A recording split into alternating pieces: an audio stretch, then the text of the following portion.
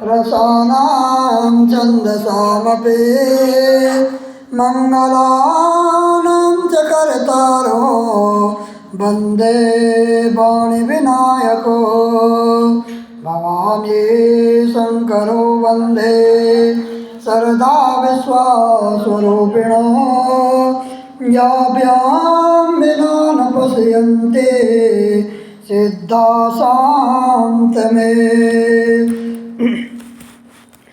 ॐ वंशे विभूषितकरानवनीर्धावात् पीताम्बर दरुणवेम्बकलादरुष्टात् पूर्णेन्दुसुन्दरमुखं दर्वेम्बनेत्रां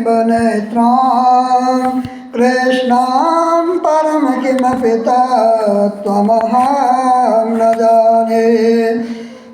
वन्दे देवोमापतिं सुरगुरो वन्दे जगत्कारणं वन्दे पन्नगभूषणं मृगधरां वन्दे पशूनां पतिं वन्दे सूर्यशशाङ्कवैनयनं वन्दे मुकुन्दाप्रियां वन्दे भक्तजनाश्रियं च वरदां वन्दे शिवाशङ्करं। बोलो सत्य सनातन धर्म की, बोलो कृष्ण कन्हैया लाल की, बोलो राधा रानी सरकार की, बोलो तुलसी महारानी की, बोलो शालिग्राम भगवान की। सत्यभामा बोले, भगवान आप काल स्वरूप हैं और काल के संपूर्ण भाग समान हैं। तब फिर कार्तिक मास ही क्यों श्रेष्ठ है?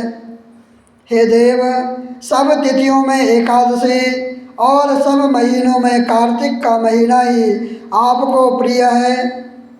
श्री कृष्ण बोले, हे कांते, तुमने अच्छा प्रश्न किया है।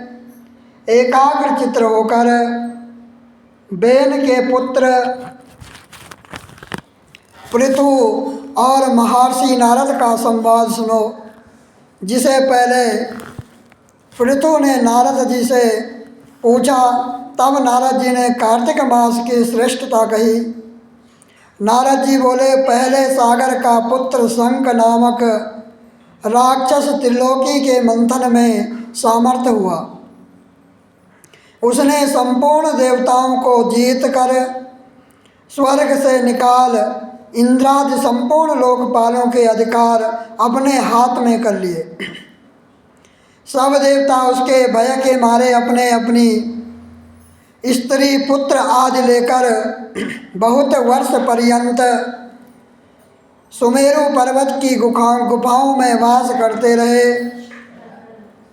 जब देवता गुफाओं में रह रहे थे, तब शंकासुर ने विचार किया, मैंने देवताओं को जीत तो लिया है, तो भी वे बलवान मालूम होते हैं।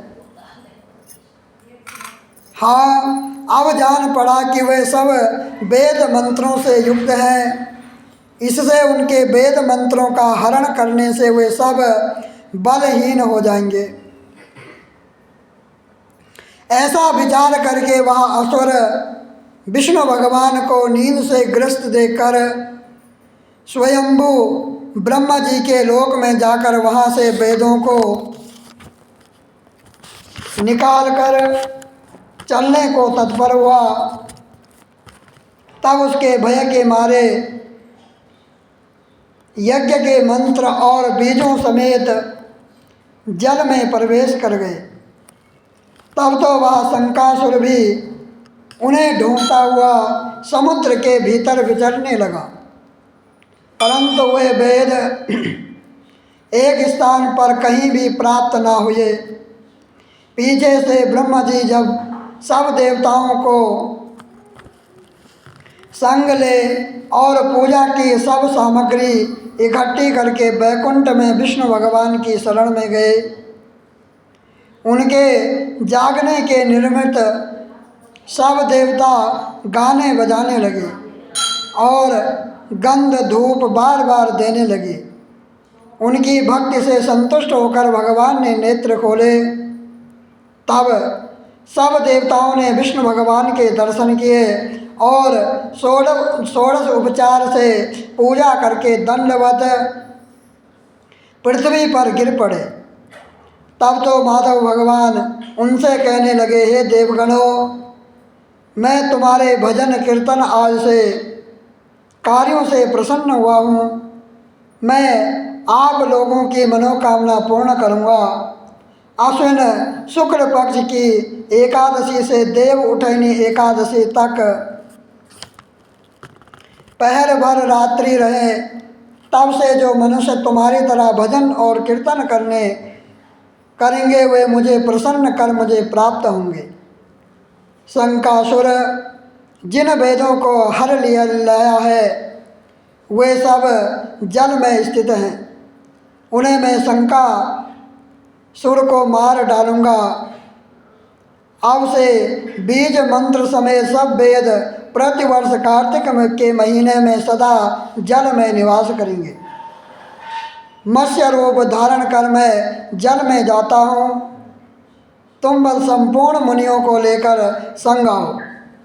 इस लोक में जो अच्छे मनुष्य प्रातः काल स्नान करते हैं वे निश्चित ही अक्षत स्नान के फल को प्राप्त होते हैं। जो कार्तिक में सदा व्रत करते हैं उनको हे इंद्र तुम मेरे लोक में पहुंचा दिया करो। हे यम तुम सदा उनकी विघ्नों से रक्षा करते रहो और हे वरुण तुम उनको पुत्र पौत्र आदि देते रहो। हे कुबेर तुम उनकी धन वृद्धि करो जिससे यह मेरा रूप धारण कर साक्षात जीवन मुक्त हो जाए। और हे अन्य देवताओं जो जन्म से मरण तक बातों को धारण करते हैं वे तुम्हारा भी पूज्य हैं। जैसे तुमने मुझे एकादशी को जगाया है इसलिए यह स्थिति सदा मानने योग्य हो।